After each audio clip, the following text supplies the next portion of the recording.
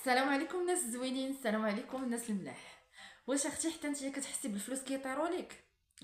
واش حتى نتيا كتقولي راه حتى انا بغيت ندير واحد لاصه تحت مني وبغيت نبدا نجمع الفلوس هذا الشهر، غادي نبدا نحط وغادي ندير حتى ندير بحال لياتي ونحط الفلوس ونجمع ونحقق بزاف الاهداف، ولكن عارف ما كتعرفيش منين تبداي. الوغ بحالكم، زعما باش باش ما تقولوش فايتكم، ولكن مشيت بحثت الصراحه في هذا الموضوع ولقيت واحد 4 تاع المراحل الاساسيين اللي خاصنا ندوزو منهم باش حتى حنا ننظموا فلوسنا ونجمعوا فليسات ونحطوا واحد لاصام تحت منا للطوارئ. لا قدر الله وقعت شي حاجه ما نمشيوش نتسلفوا ونمدوا يدينا لشي حد وما نمشيوش لي بنك نعطيو راسنا للكريدي. داكوغ. الوغ في هذا الفيديو غادي نبارطاجي معكم هاد المراحل، غير اللي بغيتكم تعرفوا اللي بغيتك تعرفي اختي انه الذكاء المالي او الوعي المالي ماشي هو كيفاش تدخلي الفلوس، وانما كيفاش تتصرفي معاهم بذكاء. صافي دير تعرفي كيفاش تخططي المصروف نتاعك، كيفاش تدخري وتحطي واحد لاصوم للطوارئ، وكيفاش تخرجي راسك من الديون. داكوغ. الوغ نبداو على بركه الله باول خطوه. نبداو بالمرحله الاولى واللي هي ديري ميزانيه شهريه. صافي دير كوا اختي، صافي دير غتشدي ورقه وغتشدي ستيلو. انا اليوم مصوره لكم الفيديو بستيلو في يديا. غتشدي ورقه وستيلو وغادي تقيدي شحال كتدخلي وشحال كتصرفي. الوغ واش كتصرفي باش تعرفي راسك واش كتصرفي قد داكشي اللي كتدخلي وهكا كنمشيو تعادل، واش كتصرفي اكثر من انك داكشي اللي كتدخلي، وهذا هو المشكل اللي بغينا نحلو في هذا الفيديو. واش كتصرفي قل من هذاك الشيء اللي كتدخلي، وهذا الشيء اللي ان شاء الله بغينا نوصلوا ليه من بعد هذا الفيديو. الوغ احسن تقنيه اللي تقدري تقدي بها الميزانيه الشهريه ديالك هي تقنيه 50 30 20. صافي دير كوا، صافي دير 50% كتمشي للضروريات اللي هما الكرا، المدرسه نتاع الوليدات، ليسانس الا كان عندك موطور ولا طوموبيل، الضو، الماء، الاساسيات. 30% كتمشي للثانويات اللي هي السفر، الاعياد، السبور، الرياضه، القهوه، المهم. و20% اللي كتمشي للادخار اللي هي اللي خاصنا نخبيو. فقيدوا هاد التقنيه مزيان وحاولوا تقسموا بها الشهريه نتاعتكم كل شهر، ونبداو من هذا الشهر هذا ان شاء الله. الخطوه الثانيه اختي واللي هي خبي قبل ما تصرفي. الوغ هذه واحد الحاجه مهمه بزاف، هي اننا خاصنا نحيدوا هذيك لاصوم نحطوها للادخار قبل ما نبداو نصرفوا. ما تقوليش راه بعدا حتى نصرف ولا شاط شي حاجه هي اللي نخبيها، ولا بقات لي شي حاجه غادي نخبيها. الوغ بهذه الطريقه اختي والله ما غادي يشيط لك شي حاجه، والله ما غادي تخبي. ولا كتشدي داك الصالير كامل ياك وكتحطيه في البسطام وكتبقاي صرف صرف صرف صرف صرف، راه ما غادي يبقى لكش. الوغ عافاك الله يعطيك الستر، اون فوا يدوز الصالير اولا اون فوا يجيب لك راجلك الصالير نتاع المنضه ولا لاصوم نتاع المصروف، غادي تحيدي عافاكي 20% الادخار. غتحطيها اما في ان كونط بونكير ولا حطيها في شي انفلوب وخبيها، وحاولي ما ترجعيش ليها. يعني منين غتحيدي ديك 20% داكشي اللي بقى ليك من الصالير غتجيري به الشهر نتاعك. يعني هذيك 20% غنديروها ما كايناش. سامخ.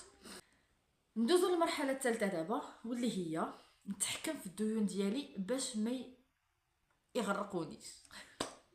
عرفتي اختي وحق الله الا الكريدي الى داير بحال شي فخ، عرفتي الا ما جريتيهش اولا الكريديات جينيرالمون الا ما جريتيهمش كتبقاي عايشه في واحد الضغط نفسي، في واحد الضغط ما تقدريش تخرجي منه. فالمساله الاولى الله يرضي عليك اللي غادي ديري هي ما تحاوليش تشدي كريدي اولا تسلفي باش تكملي الشهر، حيديها من القاموس تحياتك هادي. المساله الثانيه نقص من النفقات الشهريه نتاوعي، نحيد عليا الثانويات كاريمون،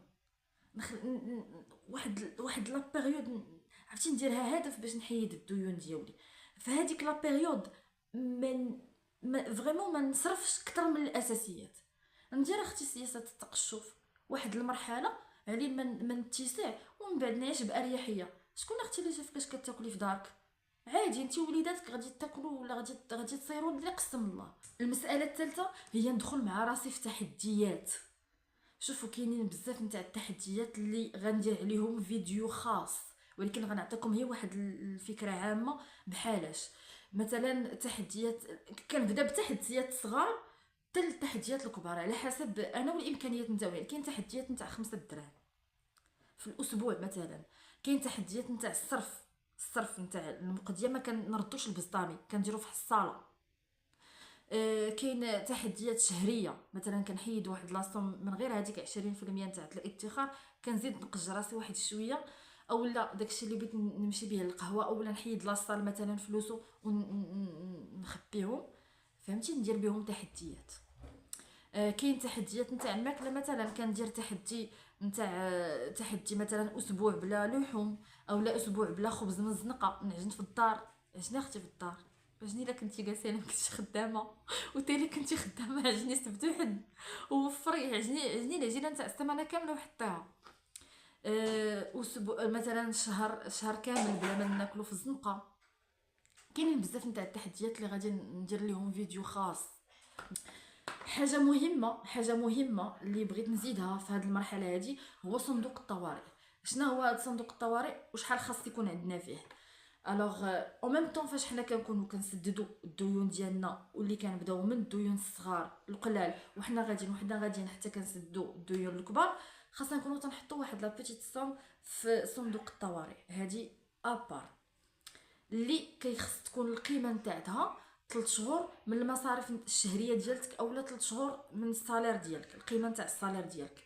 لا قدر الله اختي جلستي من الخدمه، مرضتي، كانت عندك اوبيراسيون، شي حد من عائلتك، امك ولا باك، طبعا هادو هما اللي كنقصد، مرضوا شي مرضى وكانوا محتاجين لواحد لاصوم، اختي طوموبيلتك خسرات ليك اولا هذا، ما غاديش نمشي نمد يدي لعباد الله ونقول لهم سلفوني باش نفتح وانتي خدامه، اولا سلفوني امي مريضه، فهمتي.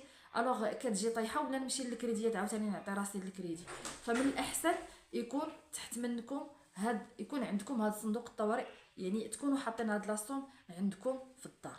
الخطوه الرابعه والاخيره هي كيفاش تخدمي فلوسك اللي جمعتي.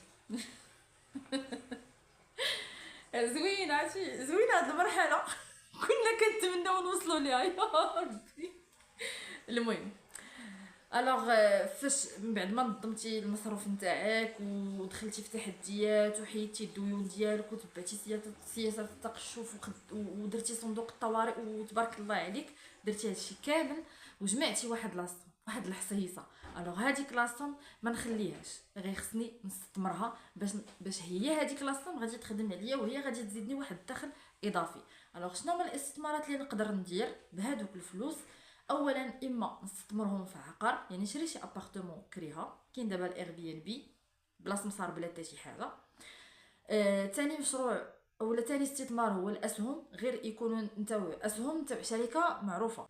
ثالث استثمار هو استثمري في واحد المشروع صغير وبدا يتطوري مع الوقت. غير هو اللي بغيت نقول لك انه الا استثمري في مشروع اللي انت كتفهمي فيه، يعني شي حاجه اللي انت كتفهمي فيها، يعني ماشي انت جمعتي وجعتي وتقاتلتي باش ديري تحت منك واحد لاصوم وتجي تستثمري في شي حاجه اللي ما كتفهميش فيها. لا، الله يرضي عليك، في حاجه اللي انت كتفهمي فيها وتقدري تعطي فيها. الوغ كان هادو هما 4 تاع المراحل. فإلا وصلتي حتى لهنا وعجبك الفيديو ما تنساش دير لايك وتابونا في لاشين وفعل الجرس باش كومسا يوصلك كاع الجديد. وكنوعدكم بواحد السلسله رائعه على الادخار وعلى التحديات وعلى المصروف وعلى التقسيمات الشهريه وعلى الميزانيه بصفه عامه. شكرا لكم بزاف وتهلاو في راسكم.